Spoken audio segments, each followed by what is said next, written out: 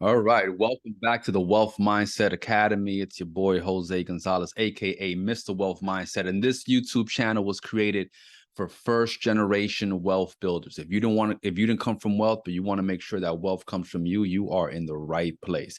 So, guys, today, this is kind of a part two of a video that I put out yesterday, in which I talked about why I became a wealth strategist, why I transitioned from my career as a keto master chef and as a master chef to do what I do now. So if you haven't seen that video, please check that right after you check out this one. And thank you so much for your support. But what I want to talk about today, as an extension of that conversation, is some of the parallels between getting healthy and getting wealthy. So you'll hear me say in that video how I lost 100 pounds in 5 months, and how I've helped thousands of people lose hundreds of people, not thousands. I've helped hundreds of people lose thousands of pounds over the last 3 years. And now what my wife and I work on is helping people change their mind, right? Break through those limiting beliefs that keep people broke, right? That keep people from living the life that they want and they desire. And what we realize in this transition is that a lot of the principles between the commitment and the actual work that it takes to get healthy, and the commitment and the actual work that it takes to build wealth and change your life, are pretty much identical. Okay. When I first started off, in the health sector, obviously people know that to get healthier, you have to change your eating habits and maybe your workout habits, right? There's certain things you have to do. But if it was just that easy as to like knowing the information, right? A lot of people know how to eat. A lot of people know that exercise is good for you, but they don't stick to it, right? They don't make those goals come through. Like, we live in a country where over 50% of the country, all right, is either obese, has some type of metabolic syndrome, heart disease, or something, right?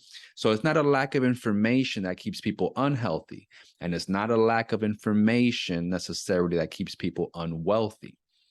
What we found is, what I found is that it's the mindset, right? So that's why this channel exists, right? The Wealth Mindset Academy, because what we realized is that whether you're trying to get healthy, whether you're trying to get wealthy, if you're trying to do something that you have not done before, right? A large goal, a big goal, something that's important, there's certain parallels into how that's achieved, right? So that's what this video is about. It's about the parallels of health and wealth. So I mentioned in yesterday's video, I just listed the 4 things that I think that are core parallels, core values for someone that's trying to get wealthy. And today we're going to dive a little bit more into it. This is not so much a how-to video as it is a mindset video, right? Taking these tips and then framing them in a way that you can understand them and start to apply them right away. I don't want you guys to come here and watch these videos and take notes and notes and notes and have a library of all the things that I said.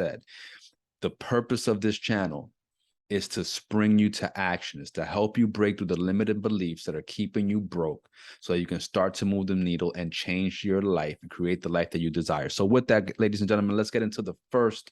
There's 4 of these. Let's get into the first parallel of getting healthy and wealthy, right? Of health and wealth. What's keeping you unwealthy? The first thing is that if you're someone that doesn't have possessed wealth and you're trying to get there, same as if you're someone that's unfit and is trying to get healthy, the first thing that you have to do, the first principle, is that you have to become a new person. All right. You have to literally become a new person. What do I mean by that? I mean, I want you to think about someone, maybe from a movie, maybe someone that you know personally, right? But someone that you knew to be, I don't know, to be a party goer. They always liked to party. They were always having fun. They were always spending money. But then something happened in their life. Maybe they had children. Maybe they got married. Maybe they got older. Something happened in their life where now they're different. They do different things, right? And if you try to get them to say, "Hey, let's go party," they're like, "Nope, nope, I'm good. I'm a party with my pillow." You know, you realize, man, you're not the person you used to be, right? You're not the person you used to be. So if you think, all right, that you can stay the same and get new results, unfortunately, it's just not the way it works. Okay. I think it was Einstein who said, you cannot solve a problem with the same thinking that caused it. Okay, so if you're looking for a dramatic change in your life, you have to change the person you are. You have to actually become a new person. So if you're someone who's unfit, and you say, you know what, I want a six pack, or at least I want a flat stomach, or at least I want to be able to bend over, tie my shoes, and breathe at the same time. All right. When you achieve that, people are going to look at you and say, wow, you've changed. You're not the person I knew. You don't look the same. You don't act the same, and you're not. Okay. So I want you to start off understanding that it's a conscious decision that you're going to take to become a new person. If you're the type of person that, partied in school, didn't study, and now you decide, hey, I want to get good grades. I want to be magna cum laude. I want to be valedictorian. Guess what? You're going to change what you do, and people are going to look at you different. Like, man, that person was always partying, failing, and now they're, on the dean's list. All right. So that's number one. You have to become a new person. Number two, you have to create new habits. And so just so that we can understand what habits are, right? Because we always talk about creating new habits. What's a habit? A habit is who you are automatically without having to do any work. What do I mean by that, right? When you first drive to a job, or the first time you go someplace for the first time, you're very aware, right? Turn here, if I go this way, am I following the GPS, right? The first time that you go to someplace, right? So if you get a new job at some place that you frequented that building, this is not going to apply. I'm talking about the first time that you start going somewhere, it's unfamiliar to you, right? But then over time, after a couple of weeks, you can get up and drive without having to look at the GPS, right? Without having to wonder, oh, did I miss was I supposed to turn back there? It just becomes automatic.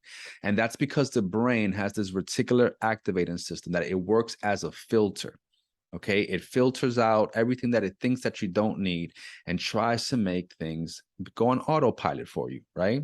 So that's what it does. So to create a new habit, I'm going to tell you exactly what you have to do to create a new habit, so you can take action on this right now. And listen, in one sentence, how do you create a new habit? This is what you must do. You must commit to take an action, something that you're already not doing, and do it for 30 days, regardless of how you feel. I'm going to say that again. You have to commit to taking an action, something that you're not already doing, and do that for 30 days consecutively, regardless of how you feel. Because what happens is that when you do something over and over and over and over, that reticular activating system is going to program that. Okay. And it's going to allow you to do that without thinking, the same way that we breathe while we sleep. It's programmed. It's a habit. You don't have to tell yourself to breathe in or breathe out, right? Otherwise, when you went to sleep and you were no longer actively choosing to breathe, you would just die, right? So that's not the way it works. Your reticular activating system filters out, and whatever you do repeatedly, it programs it and makes it easier for you, right? So it eliminates the thinking process. So that is how you create a new habit. Okay, you decide the person that you want to be. All right, you reverse engineer the steps of what you have to do to become that person, and then you commit to an action on that list for 30 days, regardless of how you feel. Now, the next one is, and this is the hardest one in my opinion for people. Okay, it's the hardest for a lot of reasons, but the number 3 is change your circle. If you are unhealthy, I guarantee you that the closest people to you are also unhealthy. If you're broke, I guarantee you that the people around you are all broke. All right. It's just a law of nature. It's a scientific fact.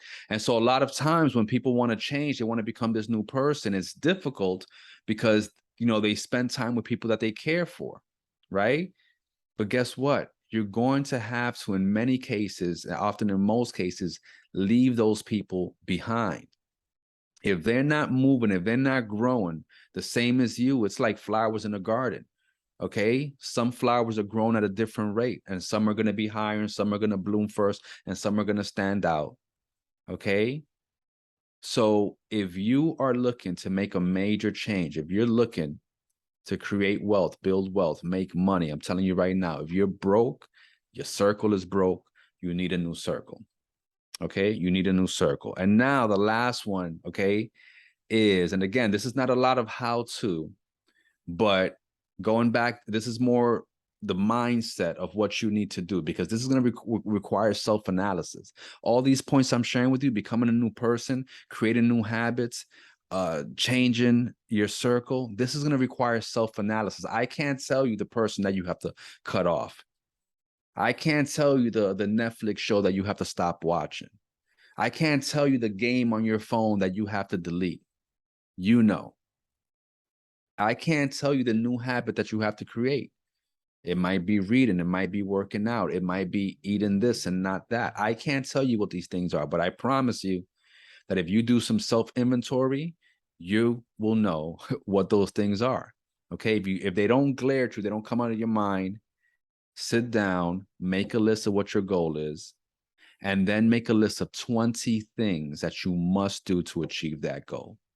And you making that list, you're already going to see what are the things that you're doing that are not on that list, that are not bringing you to your goal. And that brings me to my last point: sacrifice. Okay, sacrifice. Whenever you decide that you want to achieve something great, that you want to change the person you are, that you want to create new habits, okay, that you want to improve on some way or shape or form, it's going to require sacrifice. Okay, it's going to require sacrifice. And I just made a few examples before, right? Netflix, games on your phone, TV, people. Okay, maybe it's, I don't know, maybe it's your Friday night bowling night. I don't know what it is for you, but I promise you that you're going to have to give something up. And if it doesn't hurt, if it's not an inconvenience, it is not a sacrifice. Okay, you see, the thing about it is that there's only 24 hours in the day. Okay, there's only 24 hours in the day for all of us. Depending on whose clock you go on, it might be 23 hours, 59 minutes, and 57 seconds. That's why we have a leap year, but that's beyond the point. The point is that there's only 24 hours in the day. So the difference between wealthy people and unwealthy people is how they spend those 24 hours. Okay, a lot of times people say, well, I don't have time to do this, I don't have time to do that, I don't have time to do this. We all have the same amount of time. So what's separating you is not how much time you have, it's what you're choosing to spend your time on. Okay, you need a certain amount of time to sleep, right? Either whether you have a job or you're running your own business, there's a certain amount of hours that you need to work. Okay, but what are you doing with that rest of that time? Right? People oftentimes have a job, do something, make money, come home, watch TV, and complain that they could barely cover their bills. What are you doing on that free time? Are you watching TV? Are you watching Netflix? And I'll tell you, in terms of sacrifice, my wife and I right now are doing something huge in our business. I mean, huge. Okay. And so I said to her, just a couple of weeks ago when we were writing down our goals, working on our goals, I said to her, we need to sacrifice something, right? And so I said, well, I'll start. And the first thing that I gave up, right? We're working on a big project between now and Thanksgiving. I said, I'm not watching football until Thanksgiving. Okay. Now, I love football. It's not my life. I wouldn't die if I couldn't watch it, but I enjoy it, right? I'm it's something that brings people together. The Super Bowl is the most watched event in the world. More people watch it who don't care about football, who do. You have fantasy football leagues now where people are all into football and don't even know the rules, but they know how many yards Tyreek Hill and receptions had last Sunday. So, it's become America's national pastime. It's replaced baseball as America's national pastime. And I love football, and I'm excited for this season and all of that.